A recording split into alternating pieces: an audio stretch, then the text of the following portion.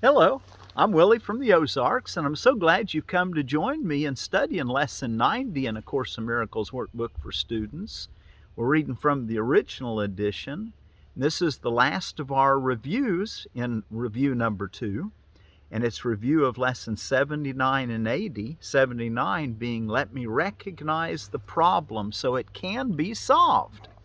And then Lesson 90 is Let Me Recognize My Problems Have Been Solved. Okay, isn't it nice to know that our problems are already solved? We just aren't aware of it yet. And once we become aware of it, we can receive the joy that the problem solving gives us. Lesson 90. For this review, we will use these ideas. And this is March the 31st of 2023. Friday. Let me recognize the problem so it can be solved. Let me recognize my problems have been solved. Hey, let me tell you a few things that are going on around the world today. The Cesar Chavez Day, Dance Marathon Day, World Backup Day, Terrace Day, National Tater Day, National She's Funny That Way Day, National Crayon Day, National Prom Day, National Farm Workers Day, and National Bunsen Burners Day. So, anyway, let me recognize the problem so it can be solved. For this review, we will use these ideas. Let me recognize the problem so it can be solved. And 80. Let me recognize my problems have been solved. I don't know, I may have said 90 a while ago. I meant 80. This is lesson 90, but it's made up of lesson 79 and 80 review. Let me recognize the problem so it can be solved. Let me realize today that the problem is always some form of grievance which I would cherish. Can we accept that? Well, we'd save ourselves a lot of trouble if we could accept that sentence. Anytime you loss of joy, just remember you're cherishing a grievance somewhere. It might be hidden in your mind, so look for it. Let me realize today that the problem is always some form of grievance which I would cherish. Let me also understand that the solution is always a miracle with which I let the grievance be replaced. A miracle, a thought of love that replaces the grievance, the thought of fear. Today I would remember the simplicity of salvation by reinforcing the lesson that there is one problem and one solution. The problem is a grievance, the solution is a miracle. And I invite the solution to come to me through my forgiveness of the grievance and my welcome of the miracle which takes its place. Wow. Specific applications of this idea might be in these forms. So when you're tempted to hold the grievance, tell yourself, this presents a problem to me which I would have resolved. The miracle behind the grievance will resolve it for me. The answer to this problem is the miracle which it conceals. And then for the latter part of the day today, use that for the earlier part of the day. The latter part of the day, you'll do lesson 80. Let me recognize my problems have been solved. I seem to have problems only because I'm misusing time. I believe that the problem comes first and time must elapse before it can be worked out. I do not see the problem and the answer as simultaneous in their occurrence. That is because I do not yet realize that God has placed the answer together with the problem so that they cannot be separated by time. They might seem to be separated by time, but that's the illusion. That time is even of your own making and will disappear when you no longer need it to realize that everything's in the present. The Holy Spirit will teach me this if I will let Him. What will He teach me? Let's look at it again. I do not see the problem and the answer as simultaneous in their occurrence. That is because I do not yet realize that God has placed the answer together with the problem, so that they cannot be separated by time. The Holy Spirit will teach me this if I will let Him, and I will understand it is impossible that I could have a problem which has not already been solved, which has not been solved already. I will understand it is impossible that I could have a problem which has not been solved already. These forms of the idea will be useful in specific application. I need not wait for this to be resolved. I need not wait. You don't have to wait for anything to happen in time for you to have joy or to have a thought of love, to let go of your grievance. Nothing has to happen. You can do it. It's within you, the answer. Look for it. Let the Holy Spirit show it to you. I need not wait for this to be revealed. Be resolved. I need not wait for this to be resolved. The answer to this problem is already given me if I will accept it. Time cannot separate this problem from its solution. Okay, let's go look in our text reading. And we're ready for, I think this is the last section in chapter 9, the correction of error, section 11, the denial of God. And before we read it, let me tell you briefly about another lettuce, a Lactuca sativa, and it's the Merlot lettuce. I told you that yesterday. And it talked about it having anthocyanins, which the word I was trying to think of, those are antioxidants, as my understanding goes. Crisp mint romaine is what I wanted to talk about today. It's a 60 to 65 day romaine lettuce. This is out of the Baker Creek heirloom seeds. A romaine type, large, succulent, mint green outer leaves surround crystal white hearts, mild, sweet, and crunchy in flavor. Succulent heads to 10 inches in height are a standout in the salad garden. Crisp romaine lettuce. Okay, the denial of God. The rituals of the god of sickness are strange and very demanding. Joy is never permitted, for depression is the sign of allegiance to him. Joy is never permitted, for depression is the sign of allegiance to the ego, or the god of sickness, he's calling it here. Depression means that you have forsworn God. Okay, what's forsworn mean? Forsworn, to agree to give up or do without something. So let's read it with that definition. Depression means that you have agreed to give up or do without God. Well, we don't want to do that, don't need to do that. Men are afraid of blasphemy, but they do not know what it means. It's when you give up God. But you can do that in some pretty, he's going to explain some ways that we tend to do that. Men are afraid of blasphemy, but they do not know what it means. They do not realize that to deny God is to deny their own identity. And in this sense, the wages of sin is death. And that's a quote out of Romans 6:23. The wages of sin is death. The sense is very literal.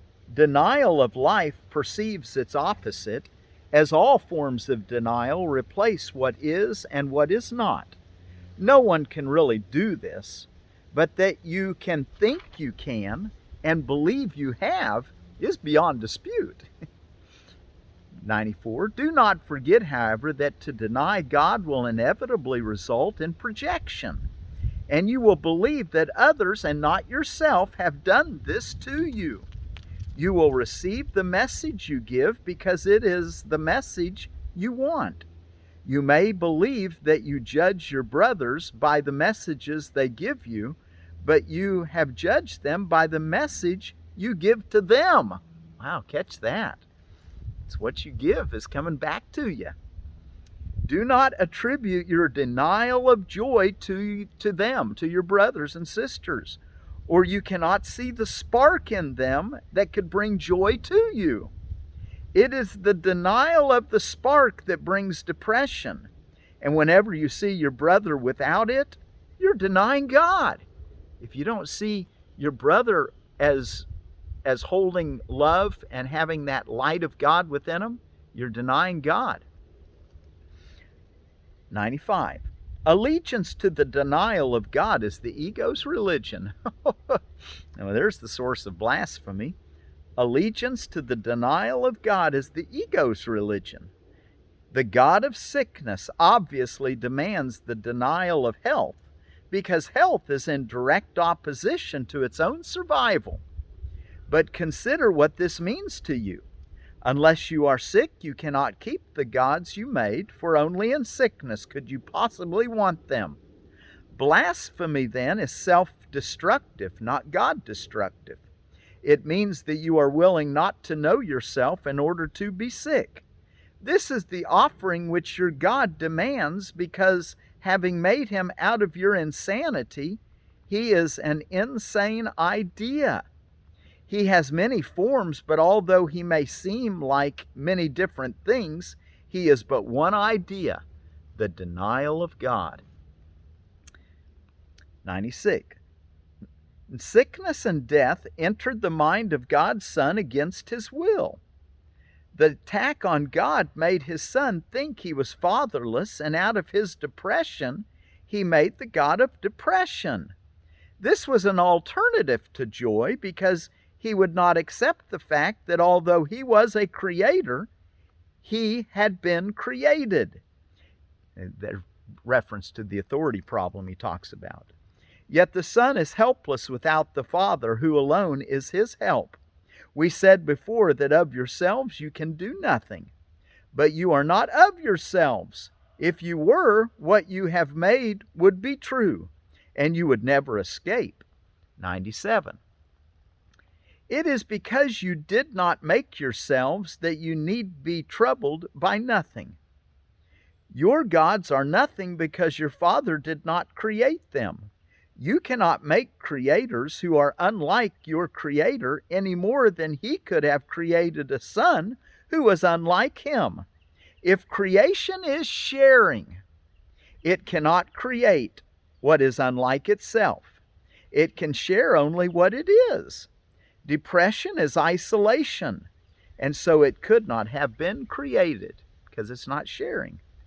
98.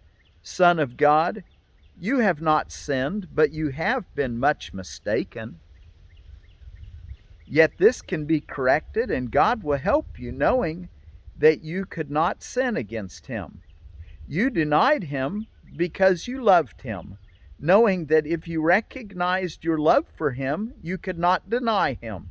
Your denial of him, therefore, means that you love him and that you know he loves you. Remember that what you deny you must have known. And if you accept denial, you can accept undoing. 99. Your Father has not denied you. He does not retaliate, but he does call to you to return. When you think he has not answered your call, you have not answered his.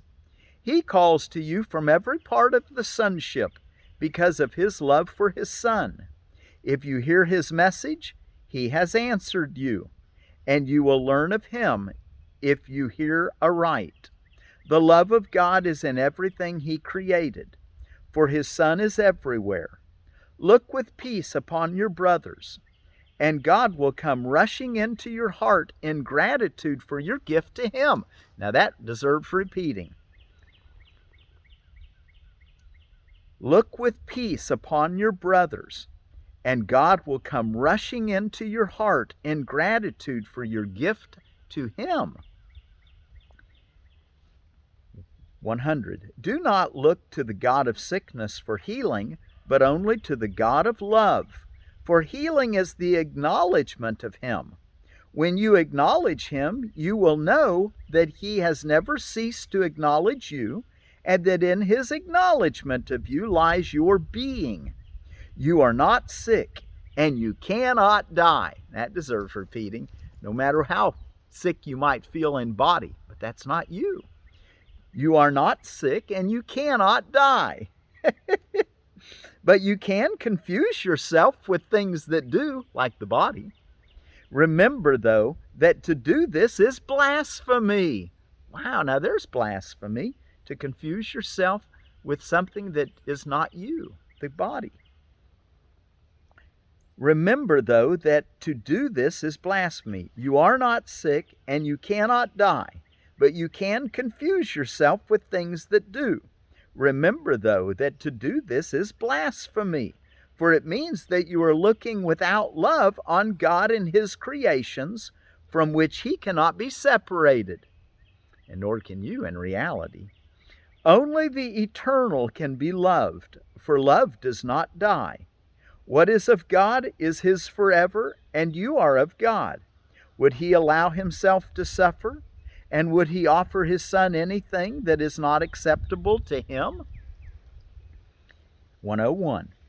If you will accept yourself as God created you, you will be incapable of suffering. Wow, listen to that. If you will accept yourself as God created you, you will be incapable of suffering. Yet to do this, you must acknowledge Him as your Creator.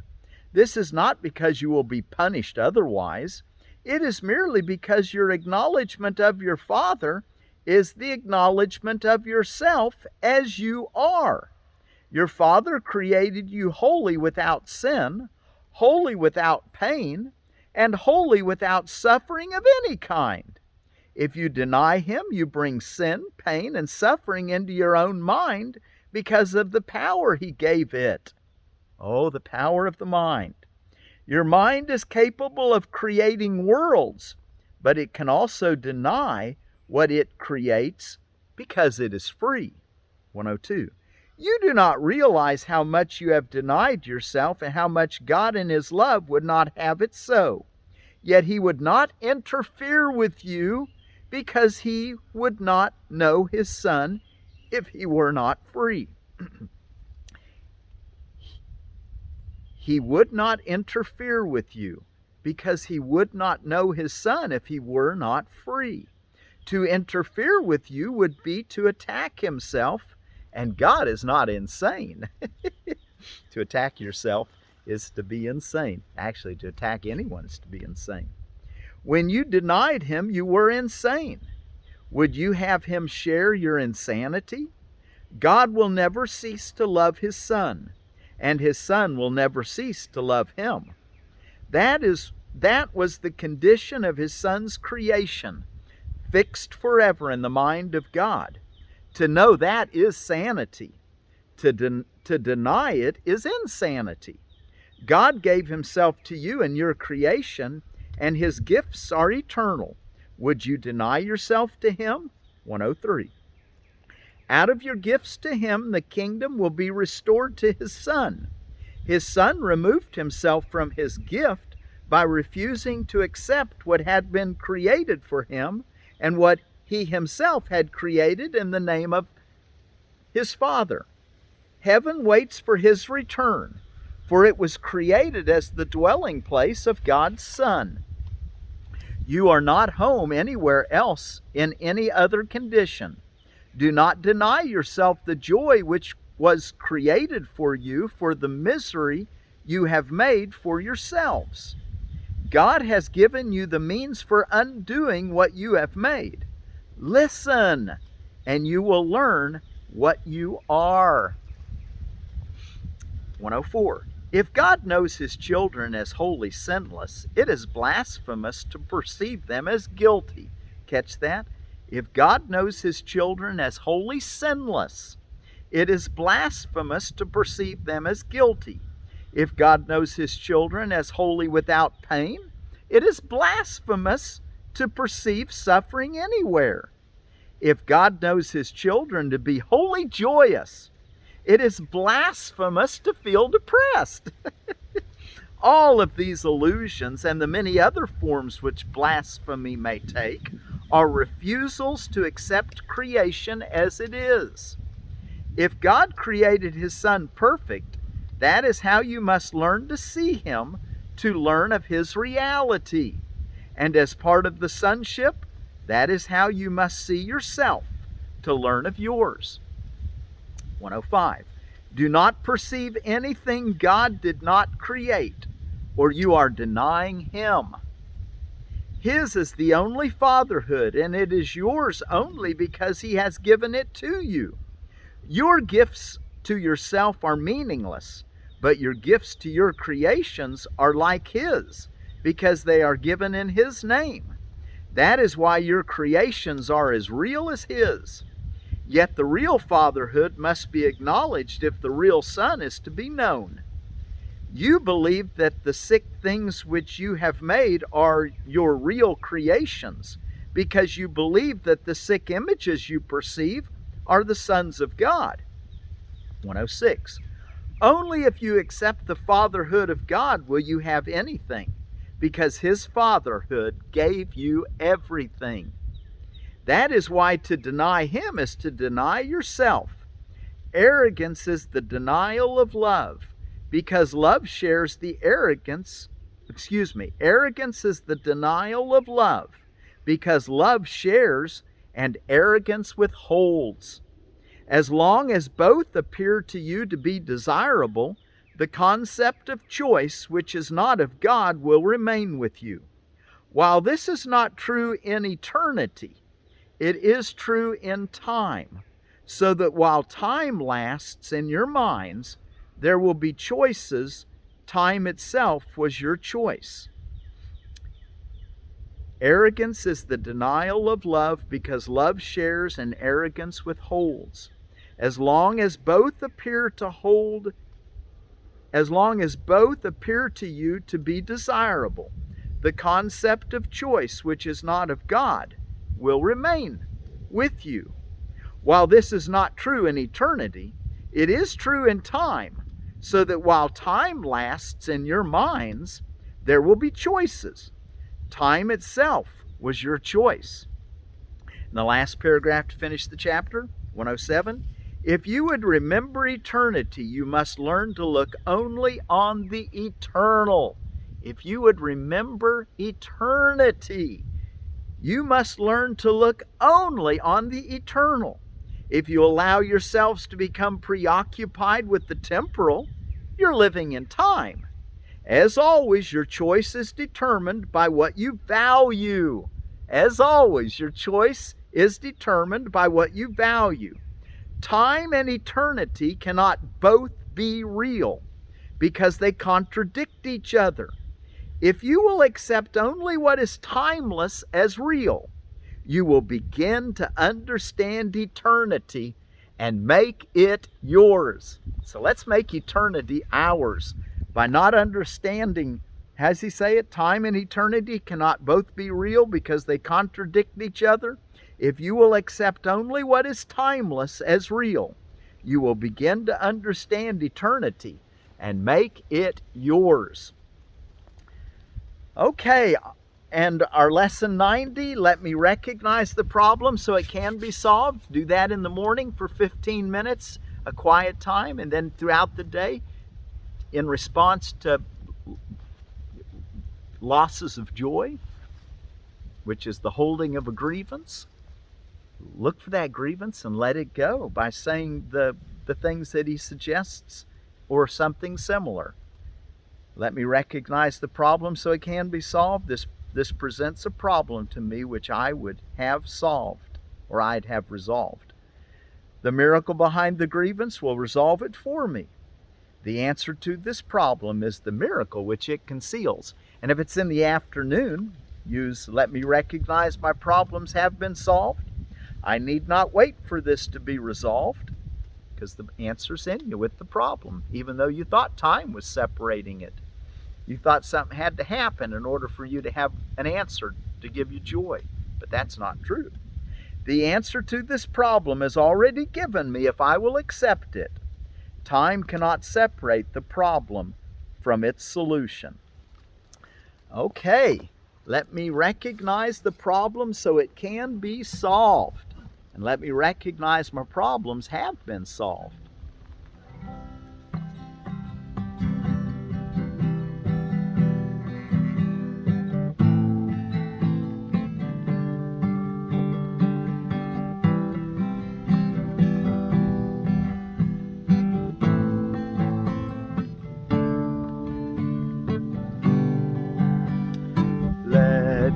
recognize the problem so it can be solved. Let me recognize the problem so it can be solved. Let me recognize my problems have been solved. Let me recognize my problems have been solved. Let me recognize the problem so it can be solved. Christ is in me, and where He is, God must be, for Christ is part of Him. Let me recognize my problems have been solved. Because I will to know myself, I see you as God's Son and my brother.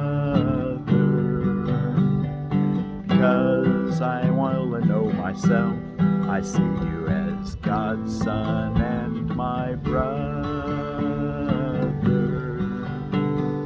Let me recognize my problems have been solved. Let me recognize the problem so it can be solved. Let me recognize my problems have been solved. Let me recognize the problem so it can be solved. Let me recognize my problems have been solved,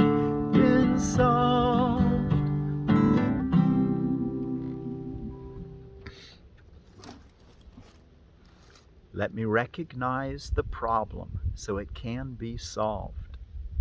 Let me recognize my problems have been solved.